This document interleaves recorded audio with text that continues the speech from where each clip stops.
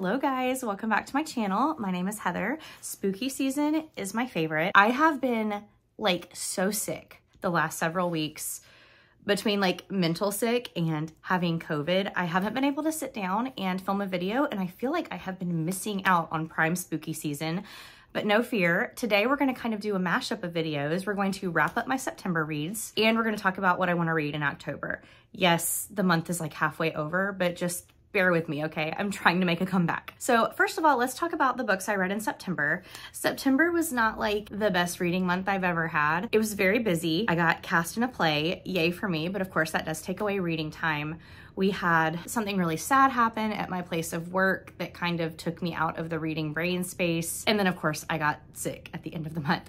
So I only read 5 books, but 5 books is way more than some people read, right? And it's not a competition, and I'm happy with the 5 books I read. So let's discuss them. Let's start out with the book I gave 5 stars. It's actually a play.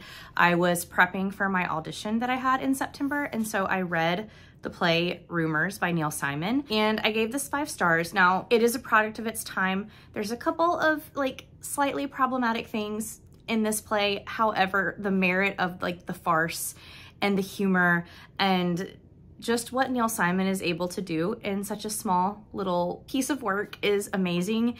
And even more amazing, like I now get to bring the words that I read and loved to life. So I gave this 5 stars. If you don't know what Rumors is about, hoo-wee. This is about a couple named Charlie and Myra. Charlie is the deputy mayor of New York City, and they are throwing a 10th anniversary party. Now, we never actually meet the characters of Charlie and Myra. It's just that everybody shows up at their house, and their house is the setting for all the chaos that ensues. We then have 4 couples show up for this party. The first 2 couples arrive and discover that Charlie is actually upstairs in his room after having presumably shot himself, and his wife is nowhere to be found. And because everybody is wealthy and rich, they're trying to cover up this issue from all of the other guests that arrive at the party, because nobody wants a scandal. Nobody wants to be in the news or the newspaper about this. So it's just hilarity of trying to cover up what happened to Charlie upstairs in the room. So I want you to imagine a lot of doors slamming, a lot of spilled drinks, a lot of people talking over each other to try and keep the truth from getting out. And of course, at some point in the night, everybody does discover the truth. Police officers show up. I want you to think of like the movie Clue. It's that kind of humor, and it's really, really funny. I know that the premise with like, oh my gosh, the host shot himself in the head, it doesn't seem like it would be a funny show, but it's just the setup, and everything else that happens afterwards is utter hilarity. So if you ever have the opportunity to see Rumors, you should see it. I wish I could fly you all to Mississippi so that you could see it. It's a good play. I also read A Promise of Peridot in September. This is the 2nd book in the Sacred Stone series by Kate Golden. The first one is A Dawn of Onyx. I loved A Dawn of Onyx because of the like gothic dark setting of a fantasy novel, and I just didn't feel like this one delivered quite as much as A Dawn of Onyx did. We lost a lot of that gothic feeling that the first book had. I did still love being with our characters. Arwen and Kane are just really fun characters to follow, as well as a lot of the side characters. We got a lot more from them in this book. I felt like this was kind of a bridge book between the first and the last book that's coming out in October, I think. And so I will finish the series, but this one was kind of a letdown for me, and I gave it 3 stars. Another book I gave 3 stars was actually my Patreon book club pick, and that was A Novel Love Story. I thought that Ashley Poston's first 2 books that I read, The Dead Romantics and The 7-Year Slip, were just magical. They gave me this feeling instantaneously upon reading them that made me fall in love with them, and this one was just missing something for me. This is a story about a woman who loves this romance series. She's taking a solo trip because her book club kind of bailed on her, and so she's taking this trip to a cabin, but on the way she accidentally ends up in Aloriton, which is the small town where her favorite romance book is set. She has her own little love story there and comes to a lot of realizations about her own life, but something was just missing, and I gave this book 3 stars, whereas her other ones I think were both a 4.5 and a 5 star for me. So it's not that this was a bad book, it just didn't hit home the way her other books have for me. In September, I also did a Rachel Harrison vlog where I read 2 Rachel Harrison books that I had not read yet, and those 2 books were The Return and So Thirsty. I will leave this video linked down below if you haven't seen it yet. This was Rachel Harrison's debut book. It is about a group of girlfriends, and 2 years ago, one of their friends, Julie, went missing. The friends all kind of have their own way that they cope with this and accept or don't accept that it happened. But 2 years later, their friend Julie does show up. Our main character, Elise, was super close to Julie, and she starts noticing that Julie is not quite the same as she was when she left. And upon many happenings in this book, along with a super creepy hotel setting, they figure out what really happened to Julie and if she is in fact the same person, being, creature that she was when she left. I really love this. I love the atmosphere. I love the friendship dynamics. I love the conversation it had about intrusive thoughts and what is it to really be known by somebody. One of my favorite Rachel Harrison's, right underneath Cackle. This was a 4-star. Then I read So Thirsty. This is Rachel Harrison's latest release, and it was a lot. I ended up giving this 3.5 stars. However, it is not going to be for everybody.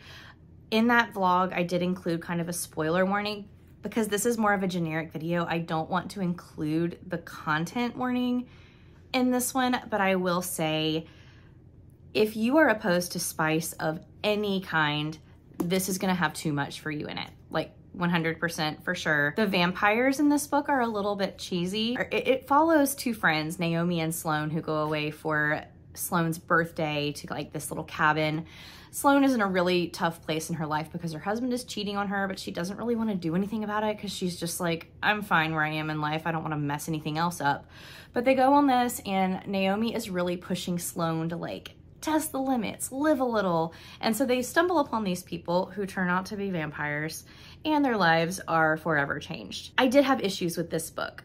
And funnily enough, like, even though I'm not a fan of the type of spice that was in this book, that was not what really put me off of it. It was the like slapstick-esque-ness of the vampires in this one. I didn't love it. However, I did love the friendship in this book. So it's a little bit of like a, I don't really know what to do with it. I'm gonna keep reading Rachel Harrison because she does real good things, but this book was a little bit weird for me. A little bit weird. The writing was great. So September wasn't like the biggest hit with me, but it also didn't suck either. It just was kind of like a whatever month. In October, I already feel behind. Thank you, COVID, for just like taking everything away from me. I felt like I was not even human while I had COVID, but I digress. Let's talk about the books I want to read. So the first book that I need to read in October for book clubs is First Lie Wins by Ashley Ellison.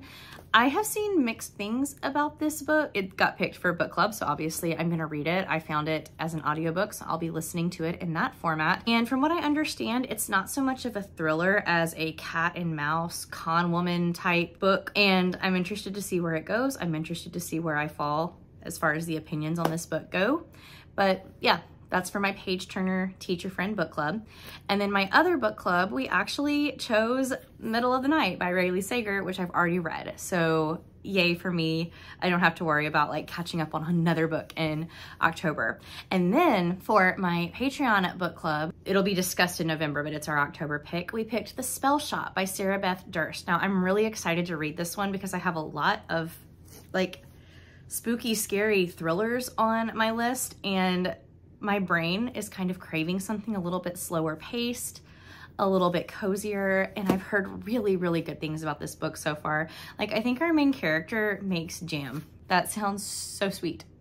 Yes, I'm here for that. Over on my Patreon, I'm also doing a readathon the week of October the 14th through the 20th. So if you're watching this video the day it comes out, there's still time to join us. So if you want to participate in a little spooky, scary, good time with me and my patrons, it's called Trick or TBR-a-thon. And you get to pick your own prompts based on the costume that you choose, based on the house that you want to go trick-or-treating to, and the kind of candy that you want to get at your trick-or-treat house. So for me, I've got a couple scary books, but also just a couple books that I really would like to read. For Pick Your Costume, I chose Ghost, and this prompt is to pick a cover that is mostly white. So I'm going to be reading The Boyfriend by Frida McFadden.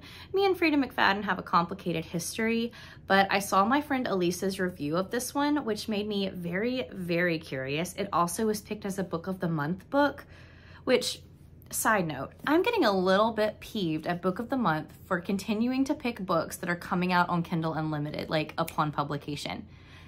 I'm not gonna spend money on those Book of the Month books because I know I can get them on KU. Anyway, I'll be reading this on my Kindle. The thing about Frida McFadden books is it's great for a readathon because I fly through them. So even though we have a complicated history, I'm excited to see where she goes in this novel, and I'm excited to have it on my Kindle because it means that I can just boom, boom, boom, read through it and figure out what Elise was talking about with the twist. So very excited for this one. For my house that I would like to go trick-or-treating to, I picked The Haunted House, which is to read something with a paranormal or spooky element. So excited for this book. I picked Incidents Around the House by Josh Malerman. Y'all know I have been like highly anticipating this book for the last couple of months, and I think that this is going to be the perfect time to read it. My library hold might expire. I hope it doesn't, because I really would like to read the audio with this. I think that it is narrated from the child's point of view, and this book follows a child who is experiencing some turmoil within her home and within her family. And when she goes into her room at night, there's this other entity there called Other Mommy that continues to ask this child, will you let me in your heart? Sounds terrifying. Excited to read it. I've never read a Josh Malerman either, so I think that this is going to be the perfect time to break into Josh Malerman. And then the last prompt is to pick your candy, and I'm going with the chocolate bar, which is to read a hot new release. Decided to divert a little bit from spooky season for this one. I'll be reading The Third Gilmore Girl by Kelly Bishop. When I had COVID, literally the only thing I did all day was just lay in bed, and I couldn't watch Gilmore Girls because I had a headache all the time, but I would just close my eyes and I would listen to Gilmore Girls. So I am now on season 3 and I am in love with it as I ever was. But of course, watching it now as a 30-something year old, it's hitting me in a whole different way. I'm relating to characters in a different way, and I love Emily Gilmore. She is such a classy lady, and underneath this like tough facade and picture of propriety that she offers, she is just a woman who is very, very hurt and wants to experience love that she missed out on as her child grew up. And I'm so excited to read her book. I also feel like I would be reading it at the perfect time because if y'all don't know, Kelly Bishop was a theater actress before she was on TV, and now being in a theatrical production and reading this book with some of the like behind the scenes look at her time on Broadway and her time acting on other shows, I just am very excited to be inspired by her. I'm also like super into audiobooks right now because if y'all didn't know, I'm going to see Taylor Swift at the end of the month. I know. And so anytime I'm listening to an audiobook, I'm making friendship bracelets to take to the concert with me. What is my life? I don't even know. Other books that I'd like to read in October though. I have started this book already, Do What Godmother Says by L.S. Stratton. And I heard about this book on Haley Hughes' channel. If y'all don't know Haley, she is like the thriller horror queen of BookTube, and she lives in Austin, Texas, and just lives like the cutest, quirkiest life. Go follow her if you haven't. But she loved this book, and as of right now, not very far into it, but I'm far enough into it, I am really enjoying it as well. This is a dual timeline book. We have modern day following our character Shanice, and life is like really hard for her right now. She lost her job, which wasn't even really a job. It was an internship that was paying her next to nothing, and her boyfriend left her. And she's kind of just like stuck in life right now. But her grandmother has this painting, and she's been cleaning out her house, and she calls Shanice and she's like, hey, you can have this family heirloom painting if you want it. And once she gets it, she's trying to do some research on it. She reaches out to an art collector just to find out a little bit more about it. And she finds out that this painting is worth so much money. So we have that timeline going on, but we also have a timeline set in 1920s New York following a different character named Estelle, or Essie, who is the original artist that painted the painting. It's set in Harlem, so like the artistic Harlem Renaissance, but you're introduced to Essie as she's trying to make a name for herself. And there's this woman named Maud Bachman, who is basically a patron of struggling artists. And they essentially like sell all of the like rights to their artwork to Maud Bachman, who tells all of her artists to call her godmother. And in exchange, she kind of like helps them through life. But you're learning that there's like a much more sinister tone to this. And you also know that this is all leading up to the murder of Maud Bachman. And so far, there's a lot of kind of like superstition and luck, and you're kind of getting the impression that Maud Bachman was involved in maybe like some occult or some spiritualist stuff that's a little bit on the creepy side, and I cannot wait to see where this book goes. I also love a horror book that kind of leans into art history. I haven't seen anything like that in a while. I have a ways to go, but I'm really enjoying L.S. Stratton's writing style as of right now. The last book I have on my October TBR is Close Your Eyes and Count to 10 by Lisa Unger. This is an ARC. I read one other Lisa Unger book and I liked it, but this one has a premise that really sounds up my alley. Basically, we have a bunch of people playing grown-up hide and seek on an island and things get creepy. I know nothing else about it, and when I'm reading a thriller arc, that's kind of how I like it to be, because I just want to fully experience a book before it gets in the hands of other people so that I can review it more unbiased, I guess. That's everything that I would like to read in the month of October. If I get through all these books, of course, I have other things I can pick from as well, but I kind of feel like I got a delayed start to my spooky season reads, so this is kind of what's on the agenda as of right now. I will be very fortunate if I can get through these books, because between Taylor Swift getting ready to go to New York, play practice, work, still trying to get over COVID, y'all, it's been like, it's a side tangent, I know, but I had COVID for a week and then I had fall break, which I was like, yay, like I can kind of get back to normal before I go back to work. No, it's the day before I go back to work, and just filming this video has made me feel out of breath and tired. Like putting my makeup on this morning made me feel out of breath and tired. I am not recovered yet. And then tomorrow we're having parent-teacher conferences from 10 to 6, and then at 6:30 I go to play practice, and I can't wrap my head around the fact that like I don't feel well yet. But I digress. I need to go teach 100 kids a day. Anyway, if you watched this video, thank you so much. Leave me any kind of spooky emoji to let me know that you watched all the way to the end. I hope that you guys are having a great October, and whether you are leaning into cozy reads, fall romance reads, spooky middle grade, horror thriller like I am, I hope that you are loving your books and just having the time of your life. October is such a fun month. I just want to thank you all for hanging with me. I know videos have been a little bit more sparse than they normally are, and I am working on that.